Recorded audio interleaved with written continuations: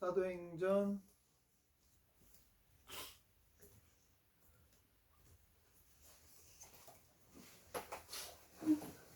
'잘 들리나요? 잘 들립니까? 네, 좋습니다. 잘 들리시는군요. 네. 사도행전 11장 1절부터 18절까지 말씀인데요. 사도행전 11장 1절부터 18절. 사도행전 11장 1절부터 18절입니다. 찾으신 줄 알고 함께 교독합니다. 제가 1절을 읽겠습니다. 유대에 있는 사도들과 형제들이 이방인들도 하나님의 말씀을 받았다 함을 들었더니 베드로가 예루살렘에 올라갔을 때 할례자들이 비난하여 이르되 네가 무할례자의 집에 들어가 함께 먹었다 하니. 4절 읽어주세요. 베드로가 그들에게 이 일을 차례로 설명하여 읽어. 네.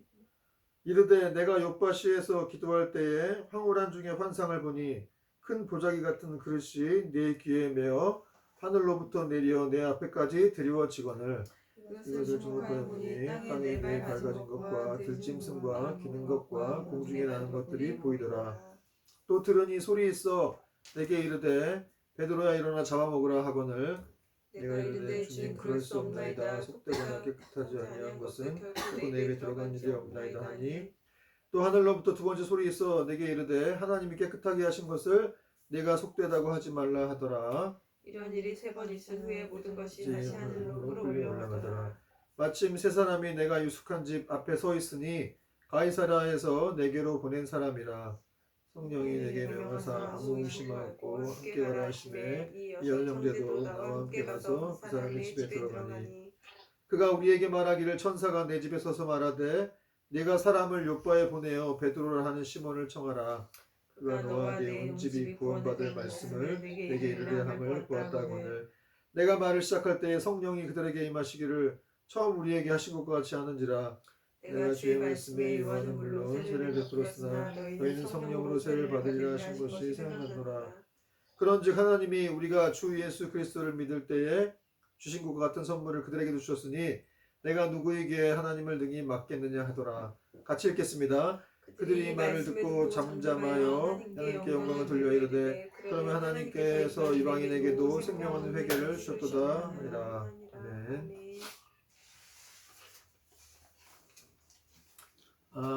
여러분 한 주간 잘 지내셨죠? 네, 반갑습니다. 오늘도 비록 온라인이지만 우리 또 다음 교회 예배에 함께 하신 여러분들 환영하고 또 축복합니다. 우리 서로에게 이렇게 한번 이렇게 뭐 손 한번 흔들어 줄까요? 손 한번. 네, 반갑습니다. 네, 반가워요. 네. 저는 뭐 지금 거의 다 나와가지고, 예, 뭐 이렇게 밖에 나가서 막 뛰어다니기도 될 정도인데, 오늘 이렇게 또, 온라인 예배를 드려야 되기 때문에, 예, 좀, 잠잠히 이렇게 또 예배를 하나님께, 드려야 될 것 같습니다. 자, 오늘 말씀 제목은 생명 얻는 회개를 주셨도다. 생명 얻는 회개를 주셨도다. 라는 제목으로 하나님 말씀을 좀 증거하겠습니다. 영국의 런던 타임즈가 영국 사람들을 대상으로 가장 행복한 사람이 누구인지 조사를 했는데 1위가 누구인지 아세요? 바닷가에서 모래성을 완성한 어린이였어요. 그리고 2위는 아기를 목욕시킨 후에 그 맑은 눈동자를 바라보는 엄마였고, 또 3위는 멋진 작품을 잘 오랜 시간 작업을 통해서 완성시킨 예술가였습니다.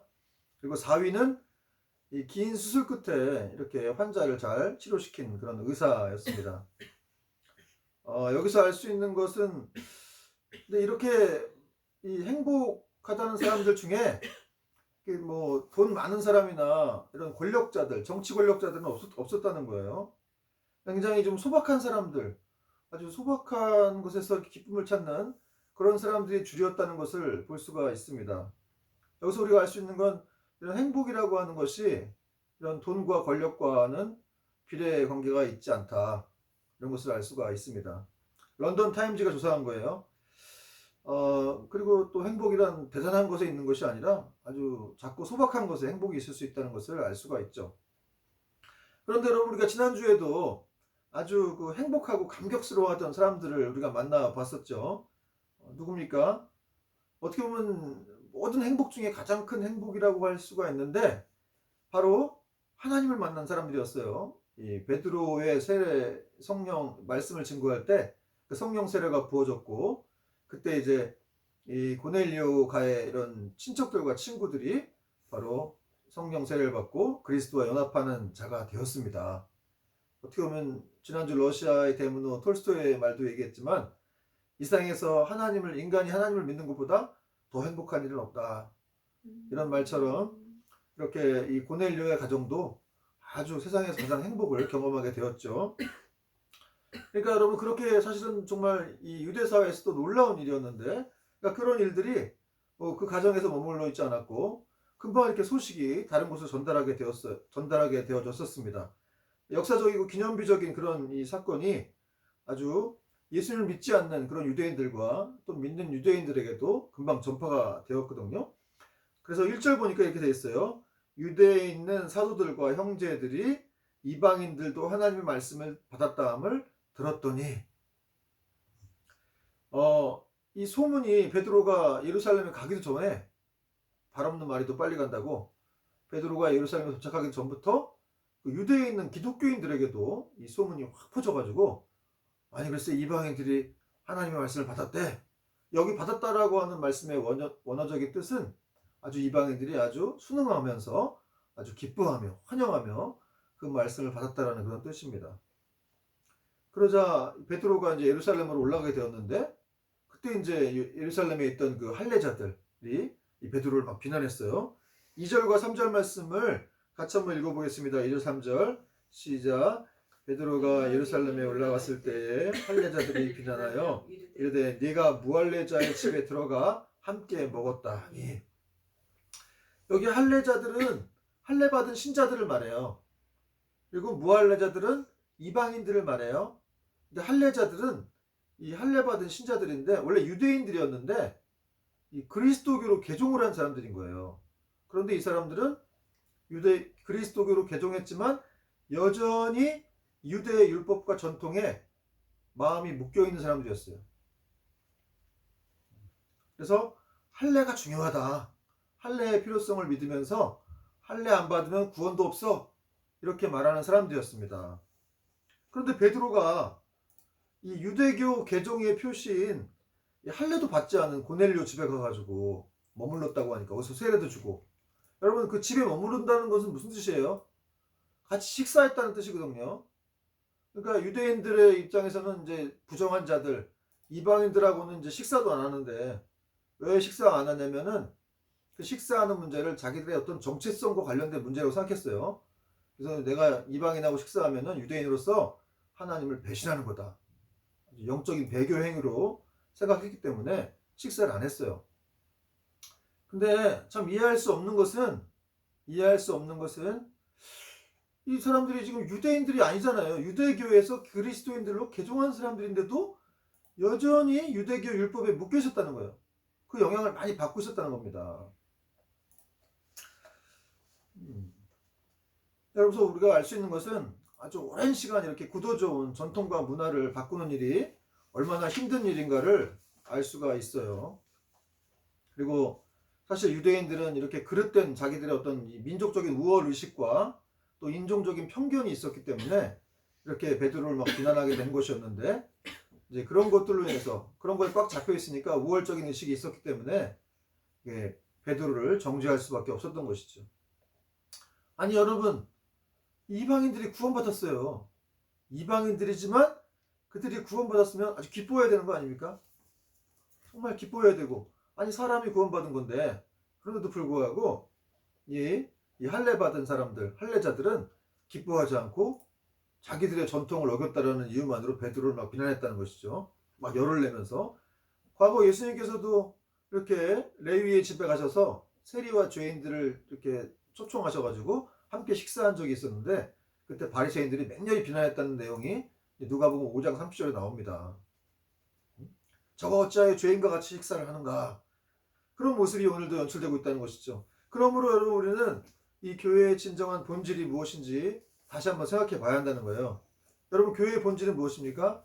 교회의 본질은 바로 영혼을 구원하는 일이죠. 누가 뭐래도 이 교회는 영혼 살리는 일을 가장 최우선으로 해야 하는 그런 기관이라는 것이죠. 그 교회는 여러분 이 시대 노아의 방주라고도 할 수가 있습니다. 그러므로 교회의 본질은 영혼 살리는 것이다. 그 교회의 본질을 제외한 다른 것들 가지고는 우리가 이렇게 갈등을 하거나 싸워서는 안 된다는 거예요. 근데 여러분 교회 안에 별 진짜 이유 같지 않은 이유로 얼마나 많이 이 교회들이 그 안에서 싸우고 또 분란을 일으킵니까? 시시비비를 가립니까? 여러분 그런 얘기 들어봤어요? 어떤 교회에 이 보혈파와 푸른 초장파, 녹차판지, 푸른 초장판지가 있었는데 이 두 부류가 엄청 싸운 거예요. 교회 안에, 예배당 안에 카페트를 무슨 색으로 까느냐를 놓고 이렇게 열심히 싸워가지고, 보혈파는 자기들이 보혈파니까 이제 빨간색으로 카페트를 깔아야 된다고 생각했고, 푸른 초장파는 초록색 카페트를 깔아야 된다고 생각을 했기 때문에 둘이 엄청 싸우고 교회가 갈라졌다. 이게 실화라는 거죠. 또 여러분 뭐 이 교회 안에 뭐 드럼을 치네, 또 뭐 기타를 치네 이래가지고 기타 치고 드럼 치면은 사탄의 교회다. 뭐 밴드부가 있으면 사탄이다. 저도 밴드부였는데 그런 교회들이, 전통 교회들은 그런 의식들을 가지고 이렇게 생각을 한다는 거예요. 특별히 또 이 목사님이 뭐 가운을 입는 문제, 성가대가 가운을 입는 문제, 또 강단에 신발을 신고 올라가느냐 마느냐를 가지고도 굉장히 막 많이 분쟁을 일으키고 싸우기도 한다는 것이죠. 여러분 이런 문제들이 사실은 본질적인 문제가 아닌데 본질적인 것처럼 이 교회를 갈라놓는다는 거예요. 사람들을 갈라놓고 또 말씀이 안 들리게 하고 목사님을 미워하게 만드는 그런 일들이 있습니다. 그러므로 여러분 이 모든 것들은 다 이렇게 악한 마귀가 역사하는 것임을 우리가 깨닫고 우리는 좀 더 본질이 아닌 것에는 집중하지 말고 본질에만 집중하고 또 은혜 가운데 살아가는 저와 여러분 되기를 축원합니다. 또한 우리도 이런 할례자와 같은 모습은 없는지, 여러분 할례자들이 막 이렇게 화를 냈잖아요. 네가 어디 감히 이방인들하고 이렇게 먹고 왔느냐, 영혼 구원한 거 생각 안 하고 그냥 막 화를 냈다는 거예요. 여러분 우리도 이렇게 그런 할례자들과 같은 모습은 없는지 돌아봤으면 좋겠습니다. 그래서 날마다 매일같이 성령과 말씀으로 우리는 거듭나야 되고 변화되기를 갈망해야 한다는 거예요. 여러분 굳어지는 것만큼 무서운 건 없습니다. 신앙생활 하는 건 좋은데 이렇게 어느 순간 굳어져서 정말 하나님 말씀보다 더 다른 것이 우선시되고 그러면 사람들을 정죄할 수가 있겠죠. 그런데 이런 할례자들의 이런 맹렬한 비난에 베드로의 이런 태도가 참 놀랍습니다. 4절 말씀 보니까 베드로가 그들에게 이 일을 차례로 설명했다 이렇게 말씀하고 있어요. 아니 저는 이 구절 보고 진짜 은혜 받았어요. 감동받았습니다. 베드로가 이 일을 차례로 설명했다. 여러분 베드로가 설명하는 사람이에요. 원래 잘 설명하는 사람이 아니잖아요. 이 사람이 막 흥분해가지고 막 경고망동하고 막 날뛰다가 뭐 칼 휘둘러가지고 막 남의 귀나 자르고 이런 사람이었는데 지금 베드로가 성령 충만한 가운데 달라져 있는 모습을 보게 됩니다. 그는 차례차례 차근차근 잘 이해를 시켜야 되겠다고 생각하고 설명을 했다는 거예요. 근데 베드로가 여러분 어쨌든 뭐 사실 이 사람이 화내도 되는 상황이었는데, 왜냐하면 베드로가 놀다 온 게 아니잖아요. 지금 뭐 베드로가 사마리아 가서 성령 받기를 기도하고 왔지, 루다에 가서 병 고쳐줬지, 또 요바에서 죽은 사람 살렸지, 뭐 가이사랴 가서 또 고넬료 또 집안에 복음을 전했지.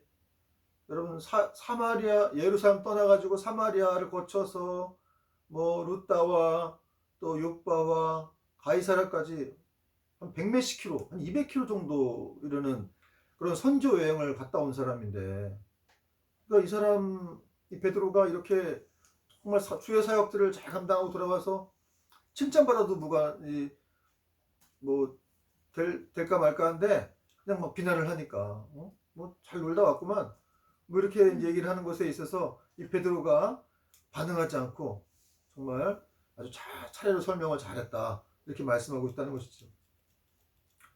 여러분 이렇게 쉽게 누군가를 비난하고 이런 것은 옳지 못한 것이죠. 이렇게 베드로와 같이 그렇게 누군가 비난한다 할지라도 잘 설명할 수 있는 저와 여러분 되길 바랍니다. 여러분 성령 충만함은 잘 설명하는 거예요. 차근차근 잘 설명해 주는 거예요. 흥분해가지고 막 씩씩거리고 그러면 안 되고, 여러분 우리 부인들한테도 잘 설명해 주시기 바랍니다.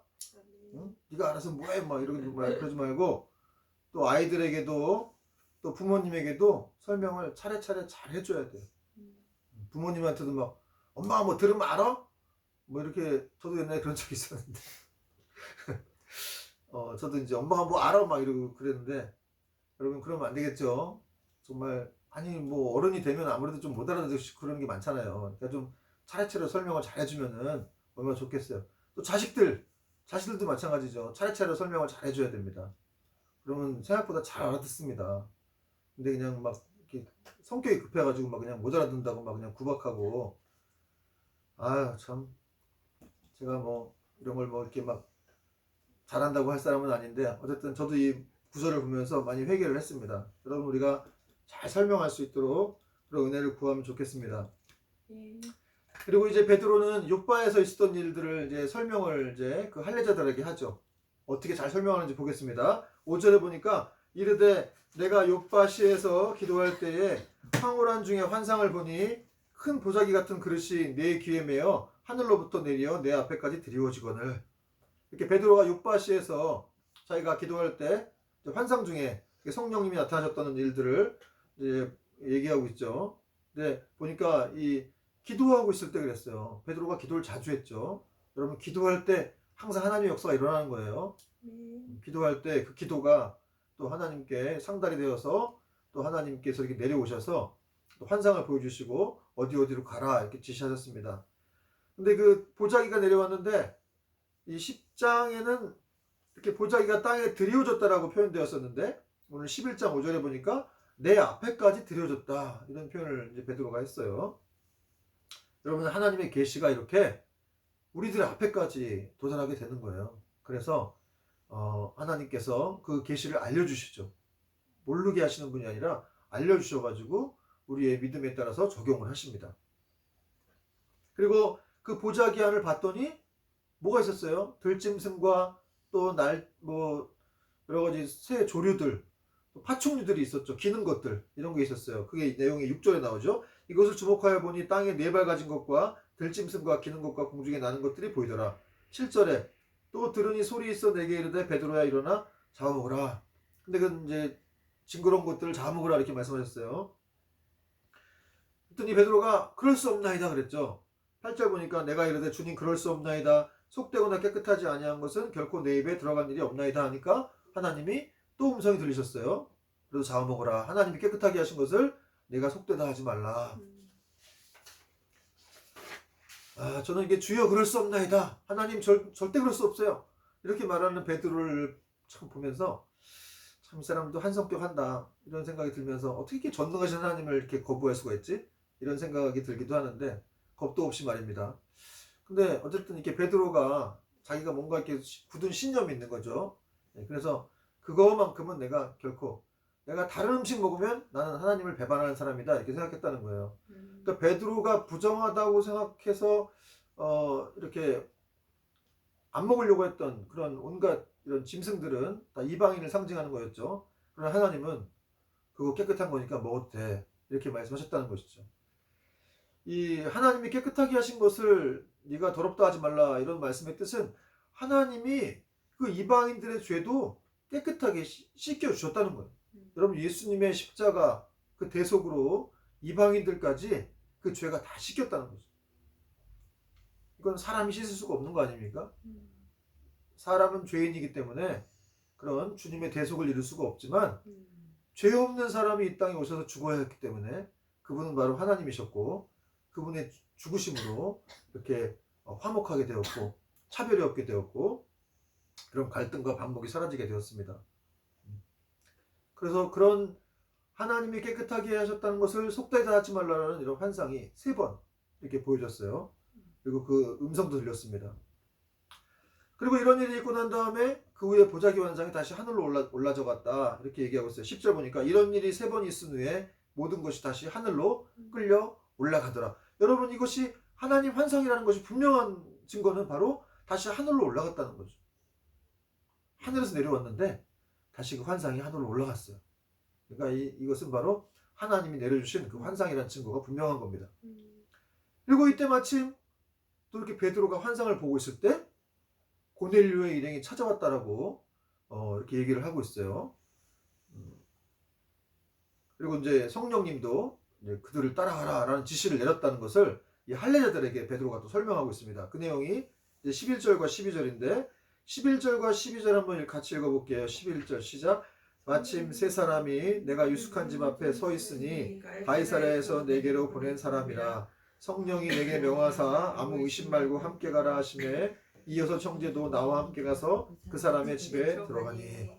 베드로가 이렇게 환상을 보고 있는데 마침 여러분, 마침이라는 게 세상에서는 우연이잖아요. 마침. 근데 여러분, 우연은 없습니다. 하나님은 그 우연도 사용하시는 분이시죠. 항상 이렇게 우연을 가장한 필연으로 역사하시는 분이 하나님이세요.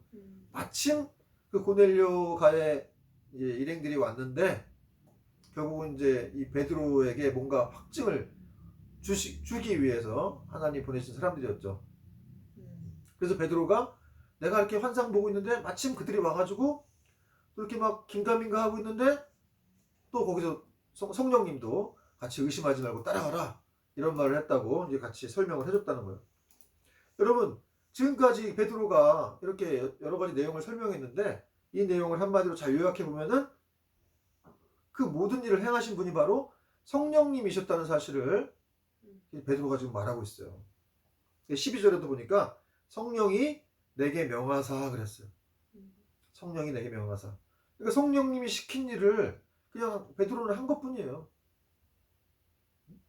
그러니까 여기로 여러분 가이사랴에서 기도하던 그 고넬료로 하여금 요바에 있던 베드로를 청해서 말씀을 듣게 하신 분도 성령님이셨고, 또 요바에서 기도하던 베드로에게 또 환상을 보여주셔가지고 또 이방인 고넬료의 집을 찾아가서 복음을 전하게 하신 분도 바로 성령님이셨습니다.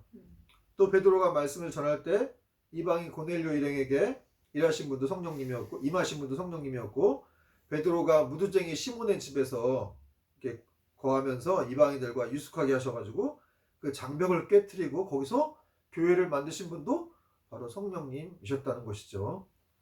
여러분, 지금까지 베드로가 잘 설명한 거 쭉 보니까 성령께서 내게 명하사 그랬는데 그게 핵심 구절이에요. 성령님이 다 시켜갖고 했다는 거예요. 여러분, 성령님의 역사가 아니고서는 어느 것 하나도 이루어질 수 없는 일이었는데 이렇게 성령님이 하셨다는 것이죠. 여러분, 주님께서 땅끝까지 너희가 내 증인이 되리라 라고 말씀하시고 나서 그들의 실력과 능력으로는 그렇게 할 수 없음을 아시니까 하나님께서 이렇게 성령님을 보내셔가지고 다 지시해주고 인도해주고 하셨다는 거예요. 그러므로 그 제자들과 사도들이 진정으로 땅끝에 이런 증인이 될 수 있도록, 그런 삶을 살 수 있도록 은혜를 주셨다는 것입니다. 그러므로 여러분, 우리 인생도 마찬가지예요. 여러분, 우리 인생도 이렇게 우리가 우리 힘으로 사는 것처럼 보이지만 사실은 우리는 구경꾼이에요. 여러분, 그거 인정하셔야 됩니다. 우리는 그냥 구경꾼이에요.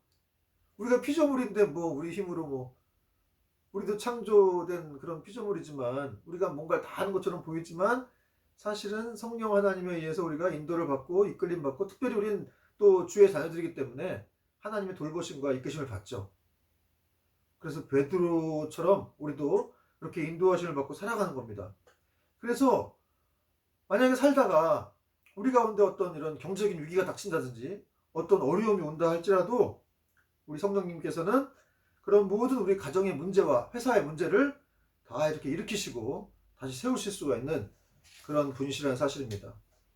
여러분, 이 땅이 아무리 타락하고 부정부패가 만연했어도 성령님께서는 이 땅과 이민족을 치유하시고, 요즘 또 교회가 많이 타락했다고 하는데 그렇게 타락한 교회도 다 치유하시고 새롭게 하실 수 있다는 거예요. 왜냐하면 성령 하나님은 전지전능하시고 무소부재하신 하나님이시기 때문에 그렇습니다. 여러분 그분이 하나님이시기 때문에 이 모든 일이 가능한 거예요. 우리 삶이 힘들고 비참하다 할지라도 또 이 나라가 이렇게 타락했다 할지라도 하나님이 다 이렇게 새롭게 하신다는 거예요.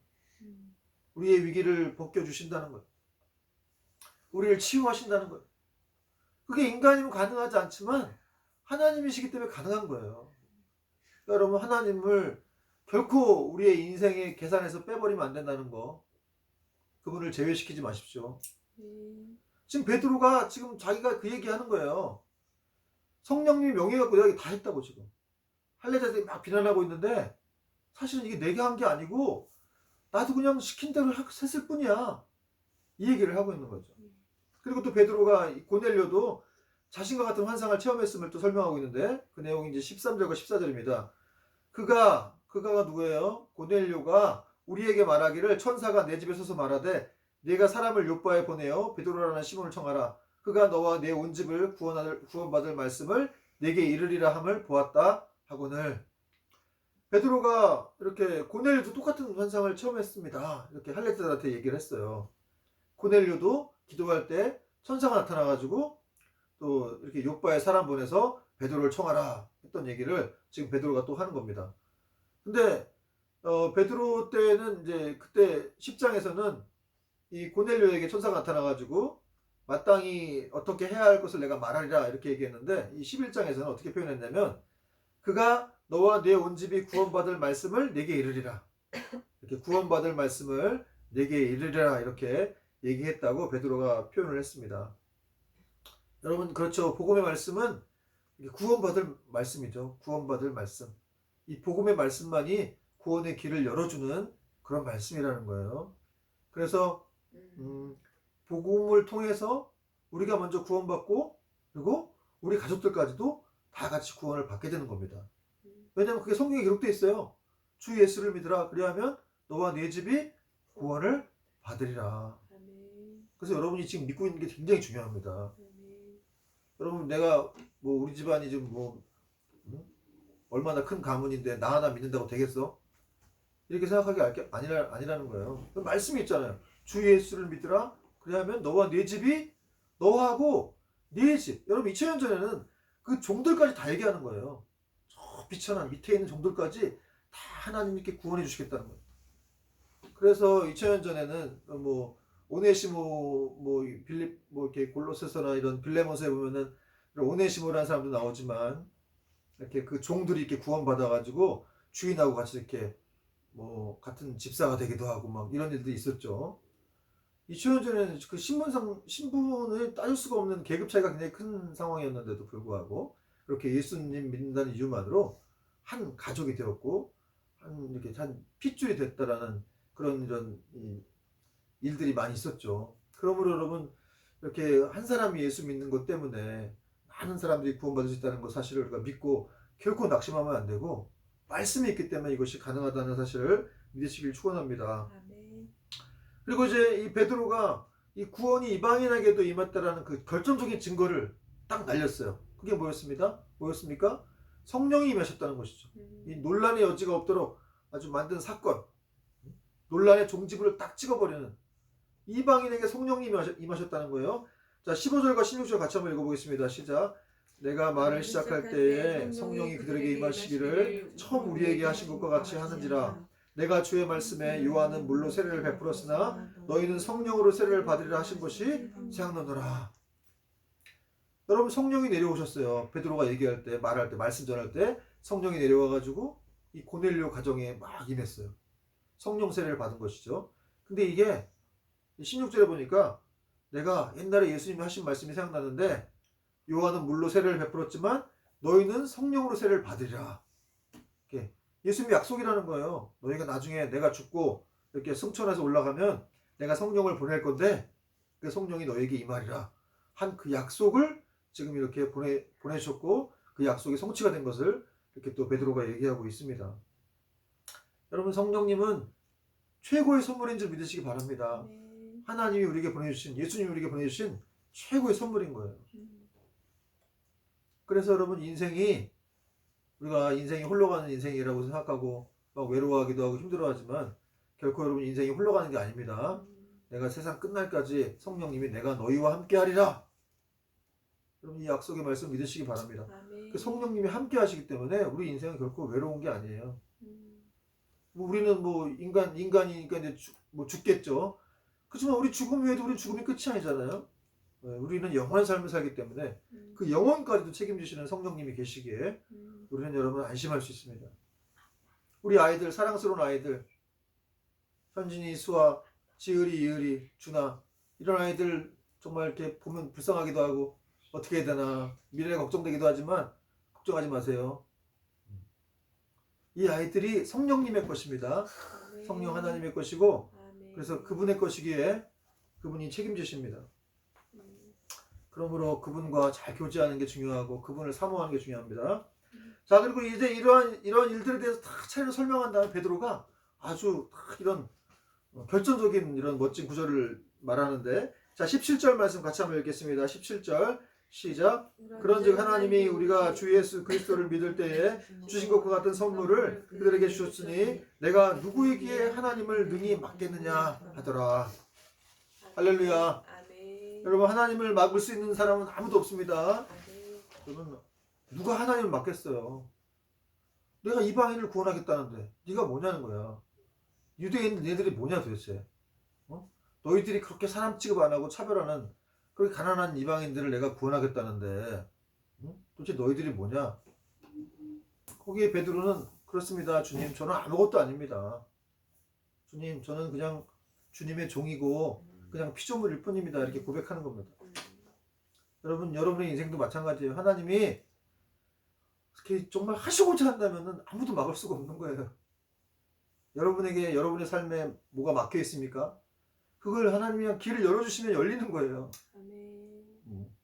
누가 하나님을 능히 막을 수가 있겠느냐. 여러분 이 베드로 사실 오늘 이 제목을 설교 제목으로 하려고 하다가 좀 갈등했습니다. 어쨌든 누가 능히 하나님 막을 수가 있겠느냐.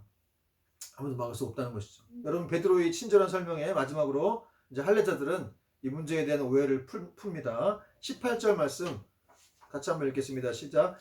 그들이 이 말을 듣고 잠잠하여 하나님께 영광을 돌려 이르되 그러면 하나님께서 이방인에게도 생명 얻는 회개를 주셨도다 하니라. 아멘.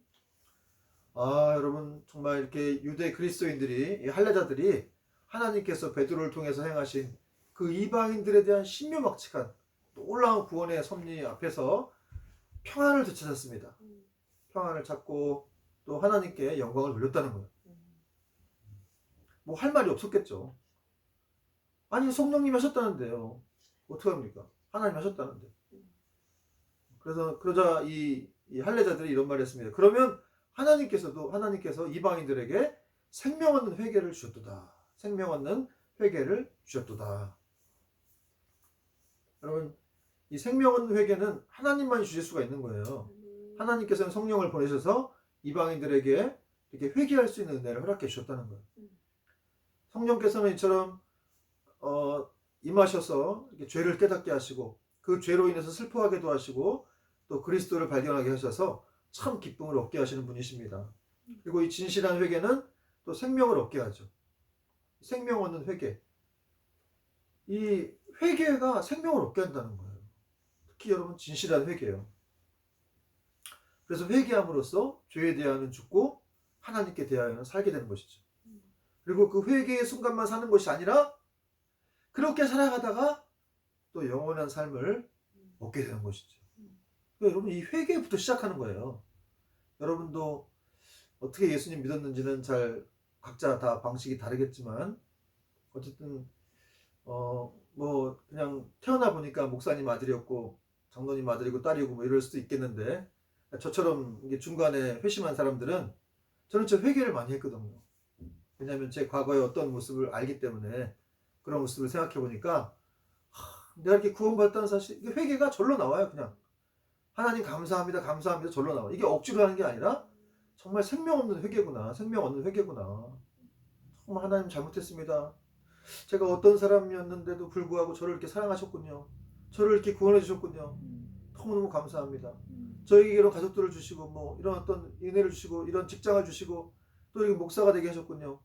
하는 것들이 이렇게 감사가 나오면서 지난 날들의 삶을 돌아보면 회개가 되고 막 그러더라고요. 여러분 정말 이렇게 회개라고 하는 것은 하나님이 주시는 은혜의 선물이라는 거. 아멘. 하나님이 은혜를 주시지 않으면 회개를 할 수가 없고 거듭날 수가 없습니다. 근데 여러분 이제 우리는 이제 예수 믿은 사람들이기 때문에 그럼 회개를 안 해도 되느냐? 아니죠. 여러분 예수 믿고 있기 때문에 예수 믿었지만 여전히 연약한 이런 구원받은 죄인의 신분이기 때문에 우리가 자꾸 넘어지잖아요. 그래서 우리의 죄는 미래 죄까지 다 용서가 됐어요. 예수님의 십자가 사건을 통해서 우리의 죄는 미래까지 다 용서가 돼서 그냥 우리는 순간순간 잘못할 때마다 하나님 죄송해요. 제가 또 실수했네요. 안 그럴게요.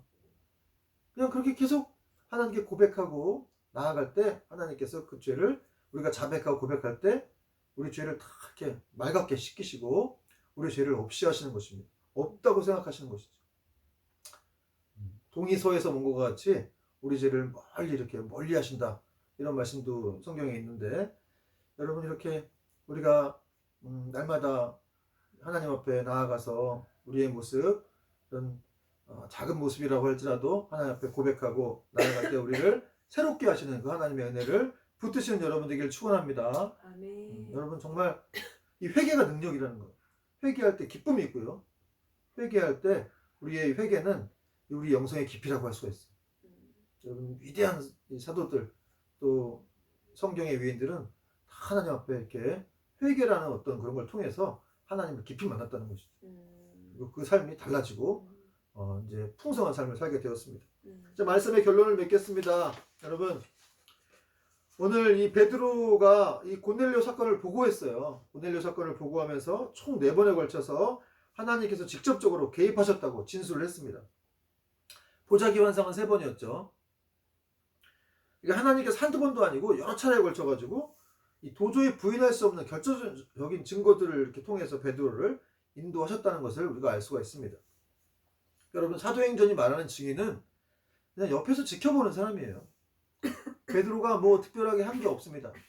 그가 뭐 돌아다니고 뭐 복음 증거하고 한 건 있지만 결정적으로 사람 살리게 해주시고 치유하시고 또 이렇게 성령 세례를 주어가지고 그 사람들을 구원하게 하신 것은 바로 하나님이셨습니다.